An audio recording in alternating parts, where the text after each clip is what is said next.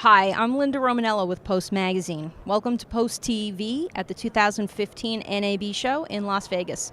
We're here today with Michael Sandness, senior colorist at Splice. Michael, thank you so much for being here on the show with us today. Thanks for having me, no problem. Do you want to start out, maybe just tell us a little bit about the studio and where you're located, what you do? Splice is located in Minneapolis, Minnesota. I would call ourselves a creative services company. We're focused on post-production, but we will do anything and step into a project anywhere for our clients. So all the way from pre-pro in production to make sure that the workflow that they're going to use on set will work for us, to stepping in to doing creative editorial, visual effects, graphic design, color grading, online editing, and audio editing, mixing, and design.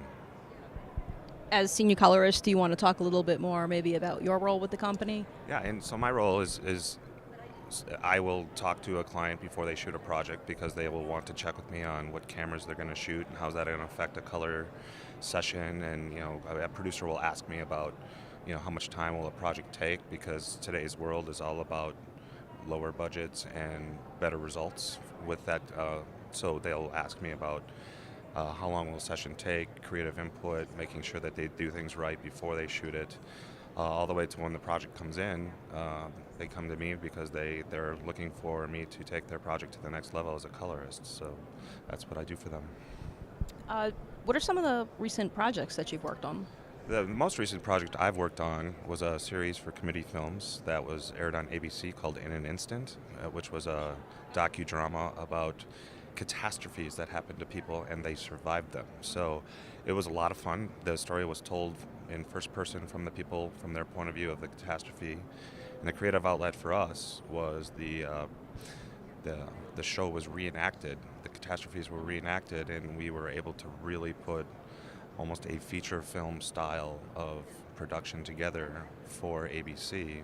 And it went really well. It was a lot of work, a lot of intense work from our whole company, from our client Committee Films through all of Splice, from online editorial to graphic design, for my color finishing. We did 7 two-hour episodes in our part of it, the online and finishing part of it, in about 3 months. That's impressive. That's impressive.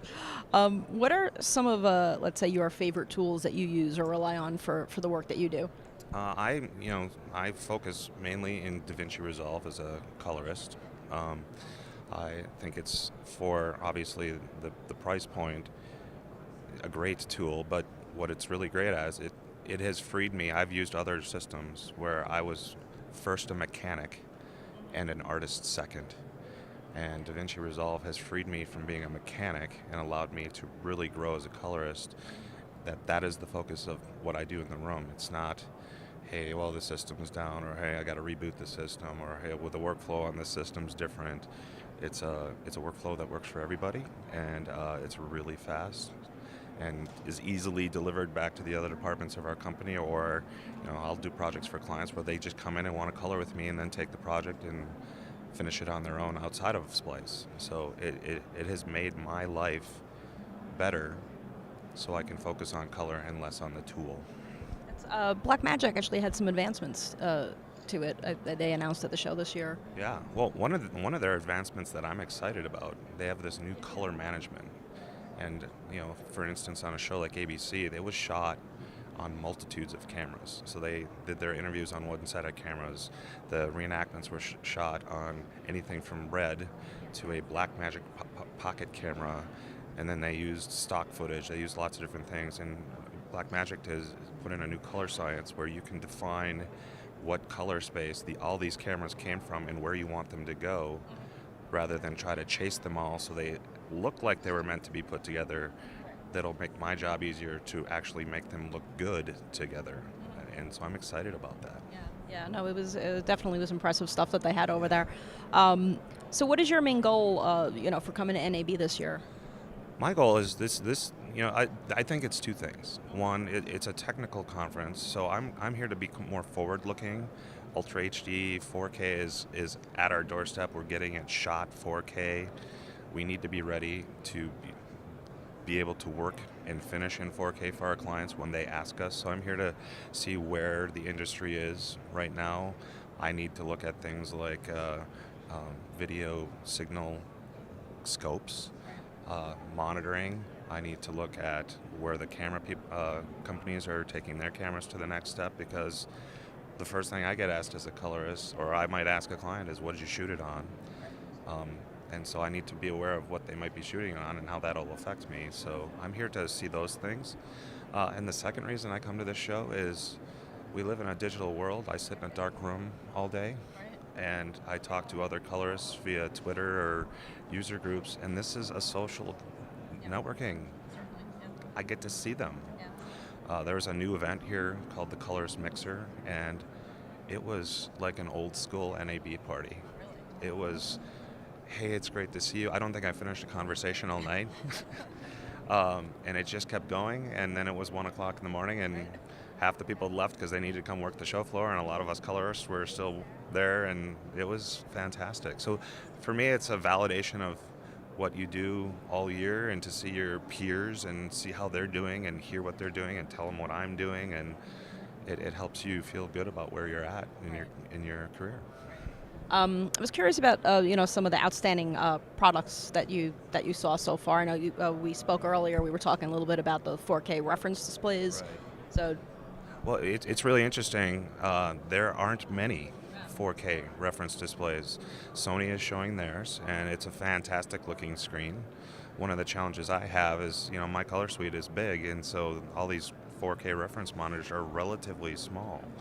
Most people in their homes have large 50-inch screens, and the professional grade monitors are not at that level of size or even capability yet. And so I'm a little surprised to see that that's the case, but that's why you come to this show, is to see where it's at.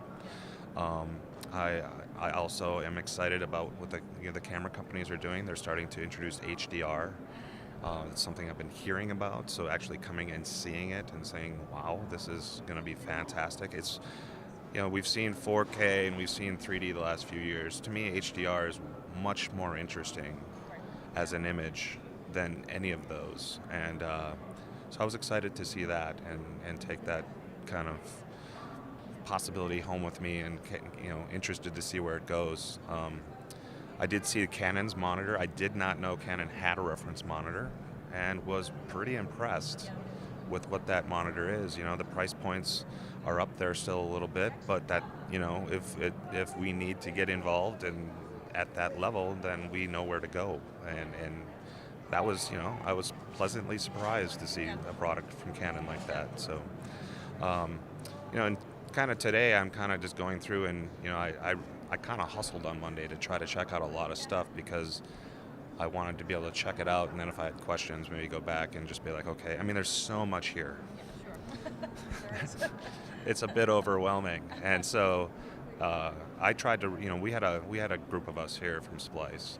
I tried to be focused on a little bit of what I do, which is making sure I'm in front of what acquisition's might be giving us through monitoring, and then also, again, just seeing my peers and validating the work that we're doing, that we're on the right track, or taking a look at things that maybe I didn't know about. So.